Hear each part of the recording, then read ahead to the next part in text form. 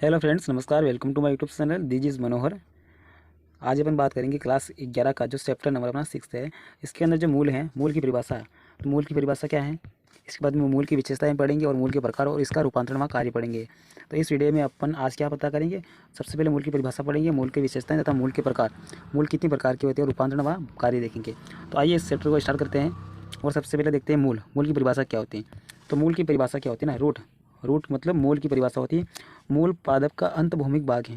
ठीक है, जो कि भूमि के अंदर होने वाला जो पादप होता है, ये प्लांट है, ये भूमि है, और ऊपर से ये नीचे वाला जो भाग होता है ना, इसको हम क्या कहेंगे, इसको कहेंगे मूल कहेंगे। तो ये पादप का अंत भूमिक यानी जल जो कि भूमि के अंदर वाला भाग होता है, इसको हम मूल कहेंगे। यह मूलांकुर से विकसित होता है। किससे विकसित होता है? मूलांकुर से विकसित होगा। अब मूल की विशेषताएं पढ़ेंगे। तो मूल की विशेषता क्या है? पहली विशेषता आपको दे रखी है, मूल धनात्मक गुरुत्वावर्ती होता है, धनात्मक जलानुवर्ती होता है और ऋणात्मक प्रकाशानुवर्ती होता है। ठीक है, और मूल मूल में क्या पाया जाता है? मूल में हरित लवक का अभाव होता है। क्या हरित लवक इसमें इसका अभाव होता है, मतलब हरित लवक नहीं पाया जाता है। तो आपको याद रखना है, मूल के अंदर क्या जड़ होती हैं, जड़ में हरित लवक नहीं पाया जाएगा। ठीक है, मूल पर पत्ती, कलिकाएँ या पर्ण, वहाँ पर्ण संध्या नहीं पाई जाती हैं। तो मूल के ऊपर पत्तियाँ भी नहीं पाई जाएगी, उसके बाद में कलिका भी नहीं पाई जाएगी, और पर्ण भी नहीं पाई जाएगी, और पर्ण संध्या भी नहीं पाई जाएगी। ठीक है, मूल पर एक कोशिकीय मूलरोम पाए जाते हैं। जो मूल होते हैं उस पर एक कोशिकीय, कैसे एक कोशिकीय मूलरोम पाए जाते हैं। ठीक है, अब यहाँ पे देखते हैं टाइप ऑफ रूट्स, मतलब जड़ के प्रकार। तो जड़ कितनी प्रकार की होती है? तो यहाँ पे देखो, सबसे पहले आता है मूल के प्रकार।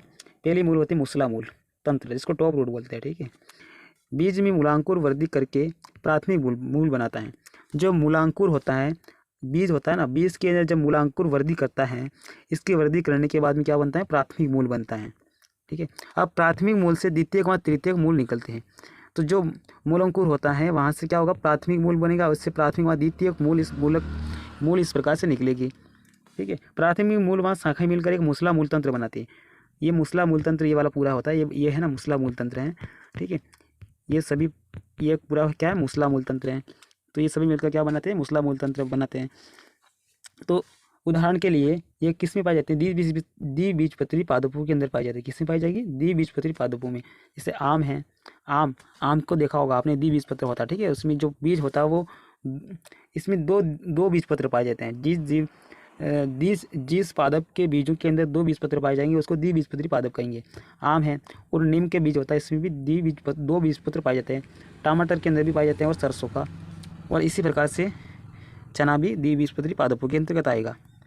इसके बाद में देखना जकड़ा मूल क्या है। अगला है जकड़ा मूल, इसको जकड़ा मूल बोलेंगे। ठीक है, जो है ना, ये जकड़ा है, जकड़ा लेकर कहना। ठीक है, यहाँ पे जकड़ा मूल है। अब जकड़ा मूल क्या होता है? जकड़ा मूल तंत्र क्या होता है? मतलब फाइबर्स रूट्स। इस प्रकार के मूल में प्राथमिक मूल अल्पजीवी होते हैं। जो इस प्रकार के मूल में जो प्राथमिक मूल होते हैं वह अल्पजीवी होते हैं। इसके स्थान पर क्या होता है? इसके स्थान पर अनेक पतली मूली निकलती हैं। इस प्रकार बारीक बारीक, बिल्कुल बारीक बारीक, छोटे छोटे बहुत सारी क्या निकलेगी? झड़ी निकलेगी, जिन्हें जकड़ा या जिन्हें सकड़ा है ना, जकड़ा है ना, यहाँ पे भी जकड़ा है ना, जकड़ा या रेशेदार मूल कहते हैं। जिसको क्या कहेंगे? जकड़ा या रेशेदार, जकड़ा या रेशेदार मूल कहते हैं। उदाहरण के लिए एक बीजपत्री पादप में क्या हो जाएगा? जिसके अंदर एक ही बीजपत्र पाया जाएगा। जिस पादप के बीजों में केवल एक बीजपत्र पाया जाता है उसको एक बीजपत्री पादप कहते हैं। ये गेहूँ है, बाजरा है, मक्का है, ज्वार आदि के अंदर कौन सी मूल पाई जाएगी? इसमें जकला मूल तंत्र पाया जाएगा। तीसरा है अपस्थानिक मूल तंत्र। अब इसको देखो, अपस्थानिक मूल तंत्र क्या होते हैं?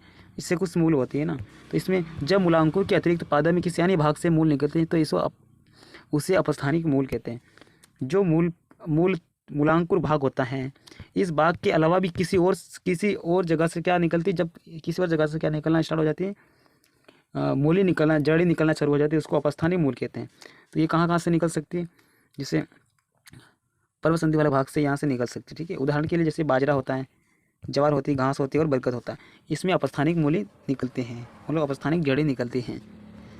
इसके बाद में मूल के क्षेत्र, जोन्स ऑफ रूट्स। अब मूल के कौन कौन से क्षेत्र यहाँ पे आप देख सकते हैं।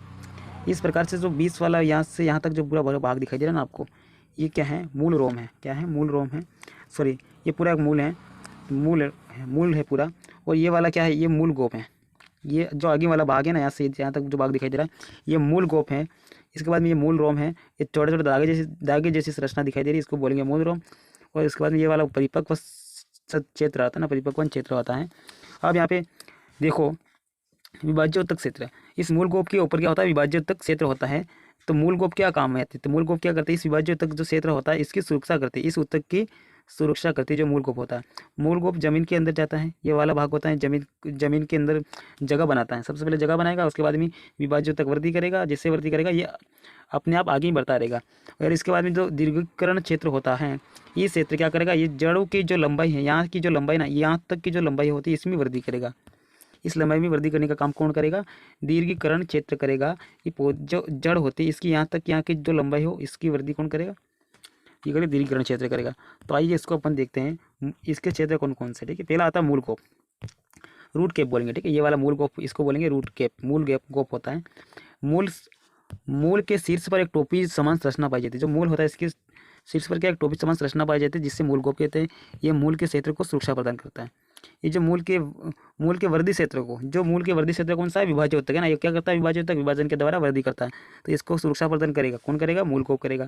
ठीक है, अब इसके बाद आती है कोशिका विभाजन, सेल डिवीजन रीजन, कोशिका विभाजन। ठीक है, कोशिका विभाजन करने वाला कौन सा है, ये वाला भाग होता है। ठीक है, मूल गोप के ठीक ऊपर विभाज्य उत्तक, इसको बोलेंगे मेरिस्टेम है। यहाँ पे विभाज्य उत्तक पाया जाएगा, मूल गोप के ठीक ऊपर क्या पाया जाएगा, विभाज्य उत्तक कोशिकाओं का क्षेत्र होता है। यह कुछ मिलीमीटर लंबा होता है। इस क्षेत्र की कोशिकाएं बार बार विभाजित होती रहती तथा नई कोशिका बनाती है। ठीक है, तो ये वाले जो विभाज्य क्षेत्र वाले होते हैं, ये क्या करेगी, कोशिकाएं बार बार विभाजित होती रहेगी और अपने आप ये आगे बढ़ती जाएगी। मतलब इसे क्या करेंगे, विभाजन करके नई कोशिकाएं बनाती रहेगी इस प्रकार से। ठीक है, यहाँ से यहाँ पे वृद्धि करेगी ये वाले भाग में। और आगे देखते हैं दीर्घीकरण क्षेत्र, यहाँ वाला जो क्षेत्र दिखाई दे रहा है आपको, दीर्घीकरण क्षेत्र, ये वाला दीर्घीकरण क्षेत्र। ठीक है, दीर्घीकरण क्षेत्र कोशिका विभाजन, यहाँ देखो सबसे पहले कोशिका विभाजन क्षेत्र के ऊपर 2 से 4 सेंटीमीटर लंबा क्षेत्र होता है, जिसको हम क्या कहेंगे, दीर्घीकरण क्षेत्र कहेंगे। जो कोशिका विभाजन वाला भाग होता है इसके ऊपर 2 से 7 सेंटीमीटर जो लंबा भाग होता है उसको हम क्या कहेंगे, दीर्घीकरण क्षेत्र कहलाता है। इसकी कोशिकाएं मूल की लंबाई में वृद्धि करती हैं। तो जो ये वाला है ना, दीर्घीकरण वाला होगा, इसकी जो कोशिकाएं होती हैं वो मूल की लंबाई में वृद्धि करेगा। ठीक है, इसके बाद में आया परिपक्वन क्षेत्र। ठीक है, परिपक्वन क्षेत्र ये वाला आपको दिखाई दे रहा है। ठीक है, ये परिपक्वन क्षेत्र है, ये वाला परिपक्वन क्षेत्र है। ये क्या होता है, तो आइए इसको देखते हैं। परिपक्वन क्षेत्र, इस क्षेत्र में मूल रोम पाए जाते हैं। इस क्षेत्र के अंदर क्या पाए जाएंगे, इस क्षेत्र में मूल रोम पाए जाते हैं। इसकी कोशिकाएं परिपक्वन व विभेदीकरण द्वारा उत्तक बनाती हैं। तो इनकी जो कोशिकाएं होती हैं वो विभेदीकरण करके फिर उत्तक को बनाती हैं। मूल रोम जल व खनिज लवण को अवशोषण करता है। तो इस जो मूल रोम होता है, मूल रोम का मुख्य काम होता है वह जल व खनिज लवण को क्या करेगा, अवशोषण करने का काम कौन करेगा, मूल रोम करेगा। ठीक है, मूल को बोलेंगे जिसको मूल रोम करेगा। मूल के रूपांतरण, और आपको पता होगा कि मूल के क्या क्या रूपांतरण है, मूल का कहाँ कहाँ उपयोग किया जाता है। मूल के रूपांतरण भागों के देखेंगे। सबसे पहला है मूल के रूपांतरण भाग में। ठीक है, मूल का रूपांतरण पहला है खाद्य संग्रह हेतु रूपांतरण। खाने की वस्तु के लिए इसका रूपांतरण कहाँ कहाँ पर होता है वो देखते हैं। ठीक है, कुछ पादपों में जड़ें खाद्य पदार्थों का संग्रह कर मांसल हो जाती हैं। मतलब क्या करते हैं कि जो कुछ पादप होता है, प्लांट्स होता है, उसकी जड़ें, ये जड़ होती है। ठीक है, यहाँ से क्या करेगी, खाद्य पदार्थों का संश्लेषण, खाद्य पदार्थों का संग्रह करेगी ना, एक साथ संग्रह करेगी, इस प्रकार से मोटी हो जाएगी। ठीक है, मांसल हो जाती है, मतलब इस प्रकार हो जाते हैं। उदाहरण के लिए देखा आपने गाजर देखा होगा, सलगम देखा होगा, शकरकंदी देखा होगा, ये सब क्या होते हैं, खाने के लिए उपयोग में लिए जाते हैं। जड़, ये क्या है, गाजर एक प्रकार की जड़ है, सलगम भी जड़ है, शकरकंदी भी जड़ है, और मूली देखी होगी वो भी एक प्रकार की जड़ है। जड़ का रूपांतरण भाग है। ठीक है, उसके बाद आता सेकंड भाग आता है वो श्वसन हेतु रूपांतरण। सांस लेने में जड़ का किस प्रकार से उपयोग होता है। ठीक है, तो श्वसन हेतु रूपांतरण, दलदली व क्षारीय भूमि में उगने वाले पादपों की जड़ें वृद्धि कर भूमि के ऊपर आ जाते हैं।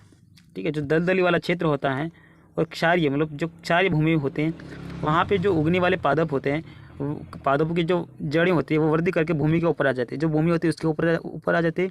इन्हें क्या कहेंगे, इन्हें न्यूमेटोफोर कहेंगे। न्यूमेटोफोर मूल भी कहते हैं। ठीक है, ये श्वसन में सहायक होते हैं।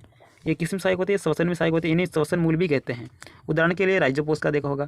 क्या होता है कि इस प्रकार से जड़ें होती हैं वह वृद्धि करके क्या करते हैं, जमीन के ऊपर इस प्रकार आ जाते हैं। ये क्या काम करते हैं, श्वसन का काम करते हैं। ये प्लांट है, ये जमीन है, तो यहाँ पर वृद्धि करके जमीन के ऊपर आ जाते हैं और क्या काम करते हैं, श्वसन का काम करते हैं। इसके बाद में सहारा प्रदान करने वाली रूपांतरण। अब कुछ जड़ें ऐसी होती हैं कि पादप को सहारा प्रदान करते हैं। तो कुछ पादपों में जड़ें वायवीय शाखाओं से निकलकर और जो ऊपर वाली शाखा होती है ना वायव्य शाखा, जो कि वायु के अंदर रहती हैं, वहाँ शाखाओं से निकलकर लटक जाते हैं तथा भूमि में प्रवेश कर वृक्ष को सहारा प्रदान करते हैं।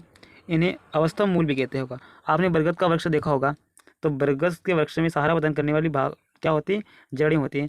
वो ऊपर वाले शाखाओं से निकलती है ना, जो वायव्य शाखा होती है, जो मतलब वायव्य का मतलब था जो वायु के अंदर जो शाखा होती है, वहाँ से निकलकर जमीन में जाके वापस वो जमीन में उग जाते हैं, जिसके कारण क्या करते हैं, वो पादप को सहारा प्रदान करते हैं। तो आप बरगद की जो जड़ें उसको देख सकते हैं कि वो वायु शाखाओं में किस प्रकार से निकलती हैं। इसके पास में कुछ पादपों में पर्ण संधियाँ व तने के आधार से जड़ें निकलते हैं। तो बहुत सारे जैसे पादप होते हैं, तो उनके क्या होता है, ये पादप होते हैं, यहाँ पे क्या है बोलो पर्व संधियाँ होती हैं। ये तना है, यहाँ पर नीचे जड़ आएगी, ठीक है, ये जड़ वाला भाग है, और यहाँ पर क्या होती है, ये पर्व संधियाँ होती हैं। यहाँ से फिर क्या होगी, जड़ निकलेगी इस प्रकार से, ठीक है। तो उदाहरण के लिए आपने मक्का देखा होगा कि मक्के की जो ऊपरी वाली भाग होते हैं, वहाँ से भी क्या करता है, तनी से इस प्रकार से झड़ी निकलती है, ठीक है। मक्का, बाजरा, गन्ना, केवड़ा और आदि आपने देखे होंगे। ये भी क्या करेगी, ये भी क्या क्या काम में आएंगी, ये भी पौधे को सहारा प्रदान करेगी, ठीक है। आपने मक्के का प्लांट देखा होगा, इस प्रकार से मक्के में क्या होता है, यहाँ पे ऊपर वाले तना वाला भाग होगा, और इसे यहाँ से भी इस प्रकार से क्या निकलेगी, झड़ी निकलेगी, जो कि इसको जमीन तक जाएगी ना, इस प्रकार से यहाँ से निकल के, तो इस प्लांट को क्या करेगी, सहारा प्रदान करेगी, मतलब आसानी से वो खड़ा रहेगा, ठीक है। अब आते हैं मूल के कार्य, वर्क्स ऑफ फ्रूट। इसके क्या वर्क है ना, इसके प्रमुख कार्य क्या है वो देखेंगे। तो मूल के कार्य देखो सबसे पहले, तो मूल के कार्य क्या है, तो मूल का मुख्य कार्य होता है भूमि से जल व खनिज लवणों का अवशोषण करना। आप सबको पता है जो जड़ी होती हैं ना, जड़ी यानी मूल होते हैं, वो क्या करती हैं, भूमि से जो जल व खनिज लवणों को अवशोषण करते हैं, अवशोषण करके उसको प्लांट के अन्य भागों तक पहुँचाने का काम करते हैं। मूल तंत्र पादपों को भूमि में स्थिर रखने में सहायक होते हैं। अगर जड़ होती, जड़ों के द्वारा ही पादप क्या होता है कि वो एक मतलब जमीन पर स्थिर रह सकता है, ठीक है। अन्यथा अगर जड़ नहीं होती तो वो क्या हो जाएगा, अगर जड़ नहीं होगी तो वो जमीन पर खड़ा भी कैसे रह सकता है, ठीक है। तो मूल तंत्र पादपों को भूमि में स्थिर रखने में सहायक होता है, स्थिर रखने में। मूल भोजन संचय, श्वसन, सहारा व कायिक जनन में भी सहायक होता है। तो मूल होता है भोजन को संचय, भोजन के रूप में भी आप मूल का काम में लेते हैं, भोजन को संचय करने में काम में आती है, श्वसन के लिए भी काम में आती है, और सहारा प्रदान करती है ना, जो वृक्ष होते हैं उनको सहारा प्रदान करती है, मतलब उसको खड़ा रहने के लिए सहारा प्रदान करते हैं। उसके बाद कायिक जनन, कायिक जनन के द्वारा मतलब जो जड़ होते हैं, जड़ों के द्वारा भी कायिक जनन मतलब क्या होता है, जड़ों के द्वारा भी नया प्लांट उगता है, तो ये कायिक जनन के लिए भी सहायक होता है। आई होप आपको ये वीडियो अच्छा लगा होगा। अगर वीडियो अच्छा लगा तो वीडियो को प्लीज़ लाइक एंड शेयर जरूर करें, और चैनल को सब्सक्राइब नहीं किया अभी तक तो यूट्यूब चैनल को सब्सक्राइब जरूर करें। धन्यवाद। आज के लिए इतना ही, कल नया टॉपिक लेके आऊँगा। तो आज आपने पढ़ लिया मूल की परिभाषाएँ, मूल की विशेषता तथा मूल के प्रकार और इसके रूपांतरण व कार्य। Thank you, bye.